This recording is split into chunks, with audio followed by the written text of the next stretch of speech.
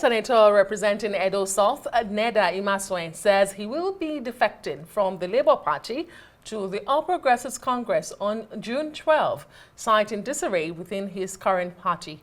In a telephone chat with Arise News, Imasuen, who currently serves as chairman of the Senate Committee on Ethics, Privileges and Public Petitions, blames his decision to leave the Labour Party on the protracted leadership crisis in the Labour Party, pointing out that the lack of direction within the party has completely, in his words, weakened its structure and can no longer support his aspirations. Well, the senator added that his decision to move to APC is to align his constituents in Edo South with federal development priorities. Meanwhile, as the alliance against President Bola Tinubu's re-election faces internal disagreements, particularly over the choice of a unified political platform, questions have continued to arise over the coalition's viability. And joining us now on the growing cracks within the opposition and proposed coalition is Kenneth, Okonkwo, lawyer and public affairs analyst. Thank you so much for joining us on Newsnight tonight. Yeah, thank you very much, and thank you viewers, for joining in. Well, let me ask you, and let me just pick up from, that introduction. Right now, the conversation seems to be plaguing the coalition is around who runs and what platform. You're at the heart of this, you're part of this coalition. Would you say the coalition has lost focus? Is it not too early in the day to be having this chaos, disagreements? Well, first of all, coalition is a group of interested parties that come together for a common goal. Nigerians like formulating stories, which I call market talk. How can something be in disarray when it has not started? People are talking, and some opponents are already selling to you that it's in disarray. All we have now is common priorities. We don't have individual differences because the time for individual ambition has not commenced. So we are just talking about the options that we have, which is the option of, do we go for a new party altogether?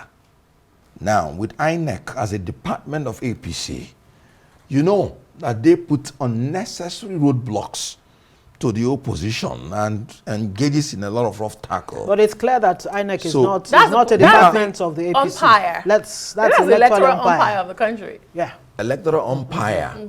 Or the electoral body. Well, I'm going to go into that. But I just want to talk about the option that we are weighing. Okay. If we are in a nation where rule of law is guaranteed under this kind of INEC, it would have been preferred to have a new party altogether, registered, where everybody will move in. But like I said, when the INEC has the tendency of inordinately delaying what is apparent, you can't put all your eggs in one basket. So that is why we contemplate also trying to choose from existing political parties that will align with our vision for a great Nigeria that is built on democratic principles. We're not just looking at the next election. We're looking at building a true democratic society that will respect your sovereignty to choose your leaders through free, fair, credible, and periodic election, respecting the fundamental human rights of Nigerians, ensuring independent and free press. Of course, you know how much some of you have been arrested for no reason, for just saying what should be said. Then, of course, independent and impartial judiciary, etc. But most importantly, the rule of law. Can you imagine a governor in Akwa Ibom State, for instance, sacking a media house with a journalist for broadcasting a news which he made himself? And we think it is normal? So we don't deviate from the issue. So the coalition, is really like about I said, coalition and it is the options we are weighing, and we are common in it. So the individual difference has not even arisen, because we've not talked about who's going to run or who's not going to run. But the signals that people are getting, that Nigerians are getting, is that, like they say, too many cooks spoil the broth, but that's not even particularly the issue here. That all the people who want to coalesce, who want to come together, they all have this personal interest of wanting to be on the ticket. in fact, to be the front runner on the ticket. That's what's causing this seeming delay of coming out clearly to say, look, we now have a coalition, whether it's a new party or it's, you know, adopting what you politicians call a special purpose vehicle. Yeah. Good. It looks like it's being delayed, Yes. but some are saying it might just be dead on arrival. As a matter of fact, let me quote the statement that you made some weeks back, Yes. that no single candidate Absolutely. can beat Tinubu alone in 2027. And I repeat it here and stand by it. And that is why you said no single candidate. And that's why we are going into a coalition. And I am saying that any candidate out of that coalition who goes it alone fails alone automatically by whatever name called. But if the candidate goes, it may make it more difficult, not impossible, for the coalition to win. So there is a probability the coalition can win. Easier if all of them work together. More difficult if any candidate leaves. What will that ticket look like? The ticket of the coalition? Yes. That's exactly. Is it even on the table? Is it clear now? That is exactly why I'm saying that there is no way we could have had any individual differences, because as a coalition, we have not talked whatsoever about who is going to run or who is not going to run. Whatsoever, as a coalition.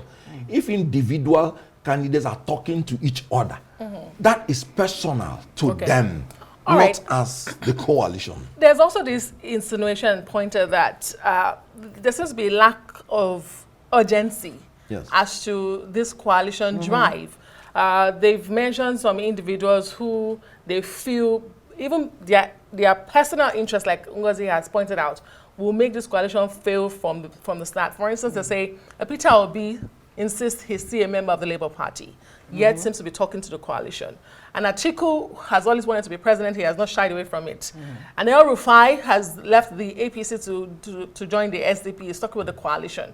And Emechi also, they say, has ambition. So it looks like a lot of personal egos and people who are interested in power are part of the coalition. So that's why they think, you know, this personal interest will kill this coalition from the beginning. But as a member as well, you've proposed an open North-South primary, Yes, I did. with a 4-year presidency as a compromise. Yes. Given the competition among all of these people I've mentioned and, you know, the pointers that are out there, have you tabled this to the coalition, and is it being received at all? Now, ask me this question sometime in the future. Why not now? That's what I'm telling you. That I first of all Is that not postponing the doomsday? No, I first of all define what coalition means. Coalition is not a political party. It is not. It is people, I said interested parties coming together to talk Yes. for common goal. So until that stage is passed and a platform is chosen and a political party is chosen, and I can tell you this is the political party, and then that's when I can tell you this is our plan. Don't bother. The time for individual differences must come. I am telling you, no, I'm very frank. By the time you start addressing the individual ambitions, that individual difference will inevitably come under the platform. Then how you manage it or not manage it is what is going to have the problem. So does that not speak to the Why- lack of that was urgency? why I hold on. recommended Let's a quickly free bring this in. primary where everybody will be allowed All right. to contest without anybody being pressured to step down on any basis. All right, whatsoever. let me put you on hold. All right. We'll have to, bring in this report very quickly so that you can maybe even respond to it. Now, the Minister of the Federal Capital Territory, Nyesom Wike, has expressed optimism that despite its challenges, the People's Democratic Party will not die but remain as a viable opposition. Well, in Abuja, the minister hosted members of the party under the aegis of concerned stakeholders of the PDP. Now, those at the meeting included members of the defunct G5 governors, Ifeanyi Ugwuanyi, Samuel Otom, and Okezie Ikpeazu, with the exception of Seyi Makinde. Now, it was not immediately clear if he was invited. Now, others at the meeting include the embattled PDP National Secretary, Senator Samuel Anyanwu, former Senate Minority Leader Philip Aduda serving, and former federal and state lawmakers and some zonal and state party executives. Now, Wike says the concerned stakeholders are those who have always believed and who still believe in the survival of the PDP. Okay, that's another matter, an interesting one too, for that matter. Maybe you have a response to that. But let me throw this in very quickly. You know, you once, of PDP. Okay, now you once said that Tinubu, Atiku, Obi should step aside from running for president. Do you still believe that? Now, you see, the difference between personal opinion and the collective. When you are moving into a coalition, you subordinate your own personal interest to the collective will. And so I said it, even as at that time I said it. I said, in a coalition, if I am part of it, whoever is trumped up in the coalition, I will support the person. But personally, I would have preferred a new set of leaders. But you see, when you are fighting an incumbent, it's a different ball game. You will need the unity of everybody in order to succeed. You can't, I'm a Democrat. I can't force my own opinion. I stand by my opinion. But when you now have other people in a coalition, they also have their own opinion. They will present strong reasons. But do you know one thing about democracy? Eventually it operates in the comparative, not in the superlative. But at the end of the day, the choices you have do not include even the ones you wish to come. You can't go and force anybody from his home to come and contest. So from the available, pool, one thing I have always said is that Peter Obi or Atiku will be better than this regime. That I am sure of. Okay, so because Atiku was the vice president during Obasanjo's regime. This regime has beatified every regime that was before them.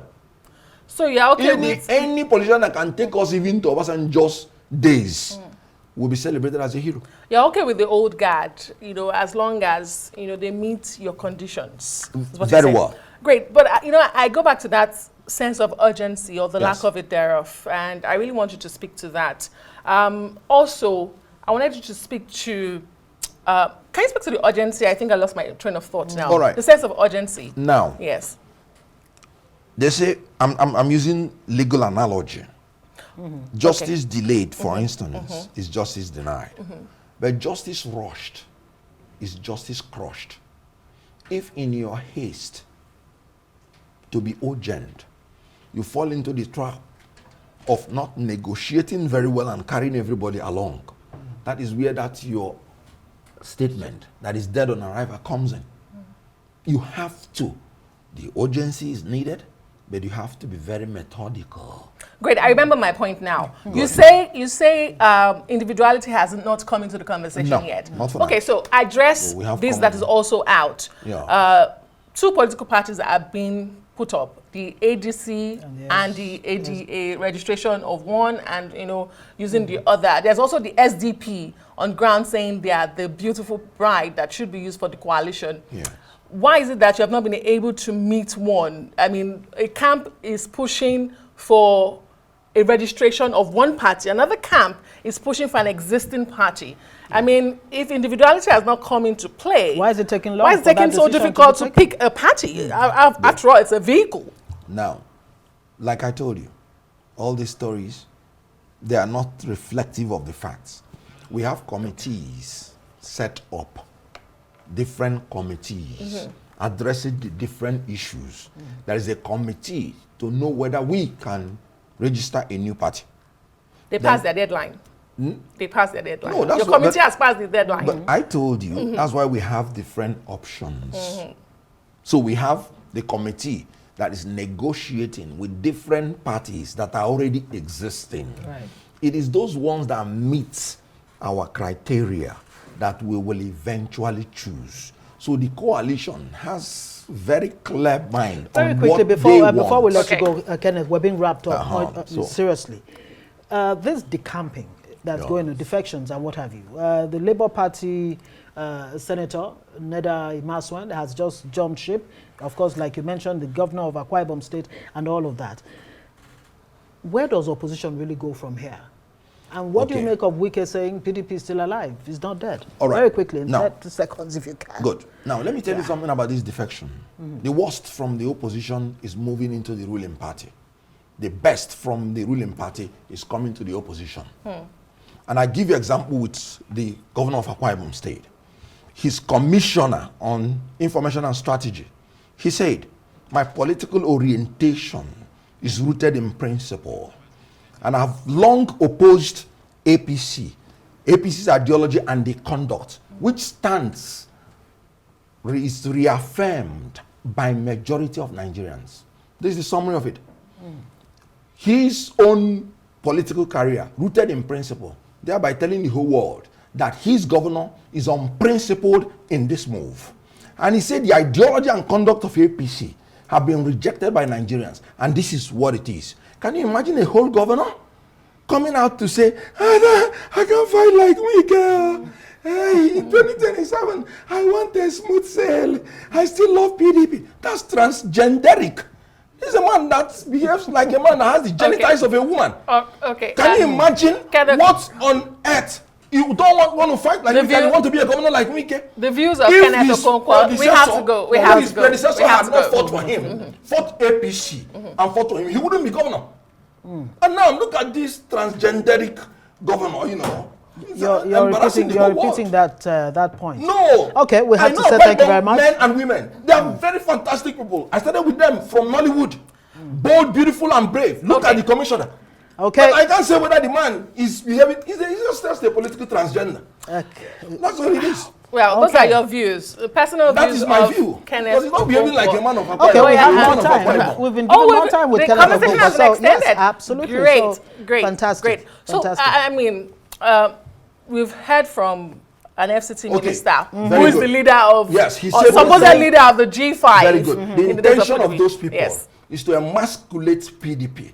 How can a minister be telling you PDP will survive when he has already told you he will support the presidential candidate of another party in 2027? What survivor? The best he can do is if he can muzzle everybody in PDP to keep PDP in abeyance after using them, like he used all those people that he's dealing with. He used all of them to achieve what he wanted to achieve.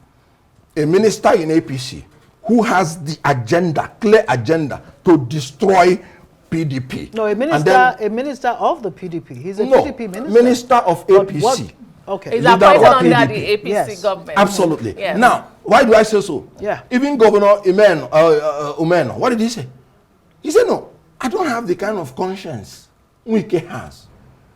I believe it's morally wrong for me to be in another party and be supporting another candidate of another party.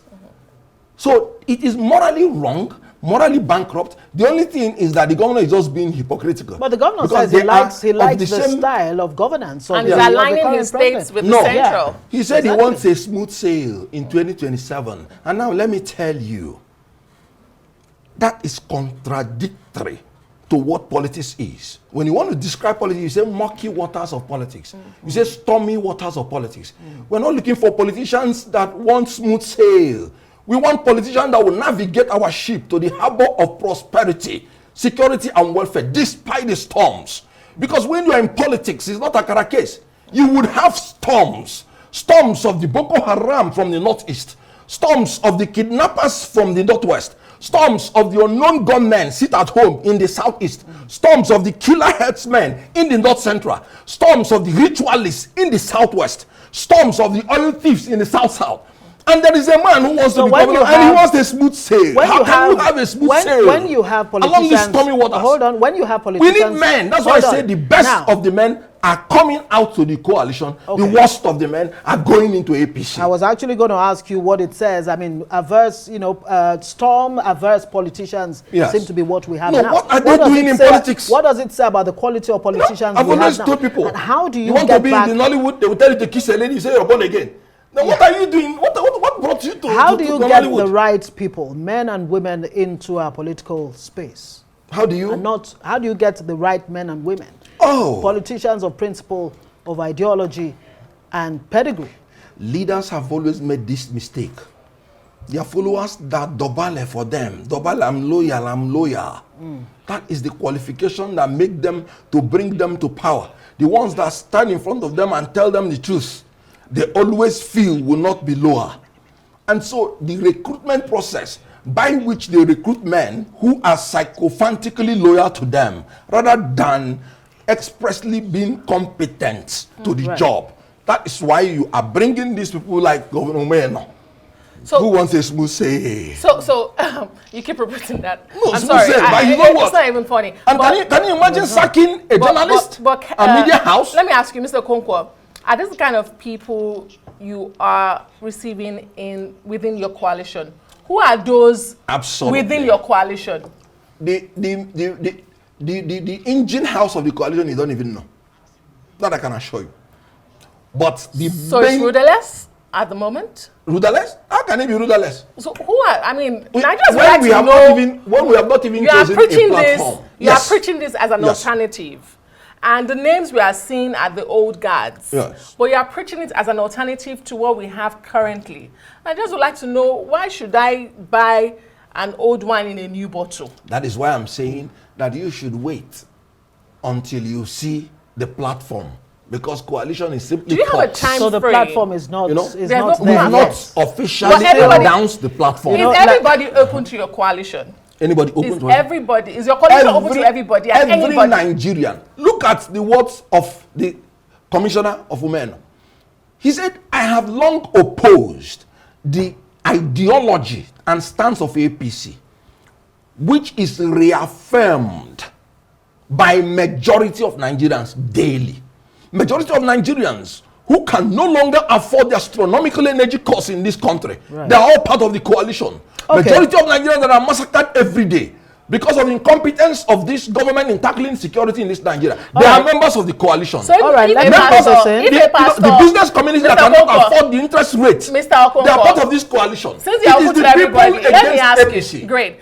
If a pastor Umueno decides that tomorrow he wants to be a part of a coalition, and an FCT minister, Nyesom Wike, also wants to be a part of a coalition, are you open to receive them? Now, I'm going to be a politician, and I'm very honest. Are you going to receive a yes or no? It's a yes or no question. Constitutionally, everybody is free to join any political party. That is why we're trying to establish a party that is built on democratic principles. As you're entering it, you know the first advice I gave?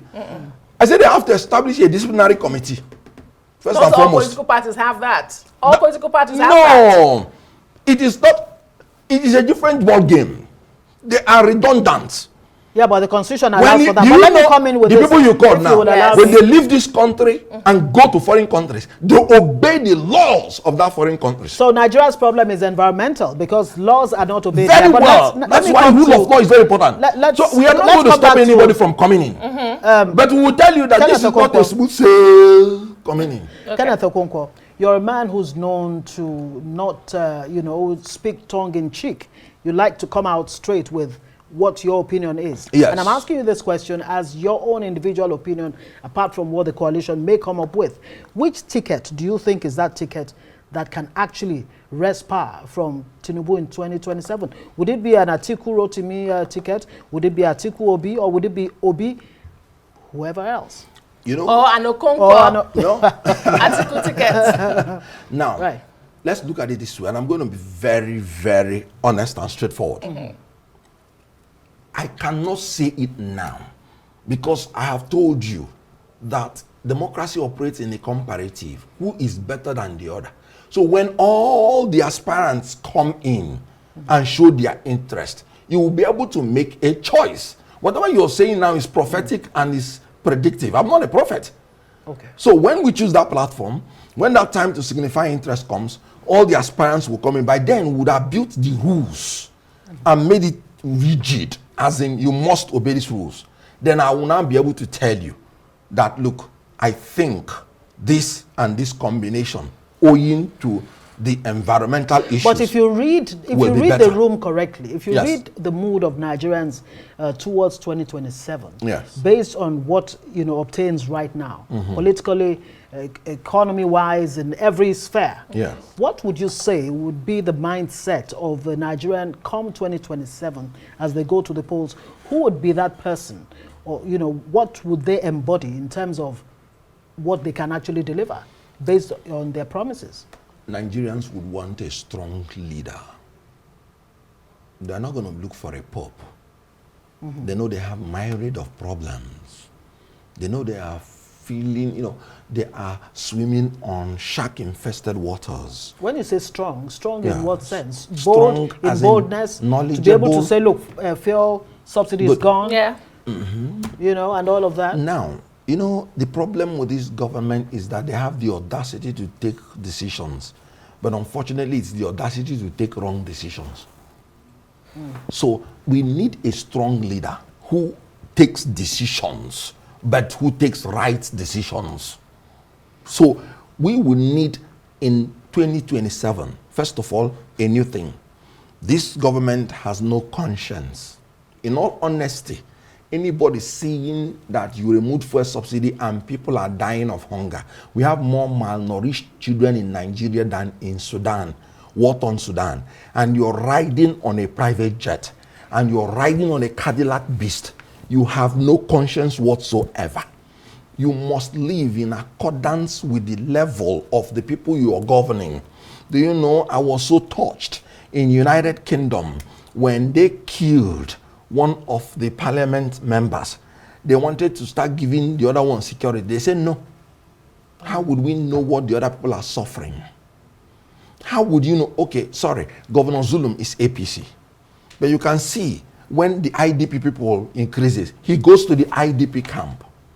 So when he's telling the government, please, I need these people for my people, he shares the feelings of his people because he's with them. Look, I'm not APC, but look, that is governance. That is identifying with your people. Tinubu has not visited any of those places that are massacring people, whether Plateau, whether Benue or something. Okay. So they will not sit in where he's sitting. Is it not a shame that after 2 years in office, the only picture of achievement this president has is the one he's dancing on one bed with the wife?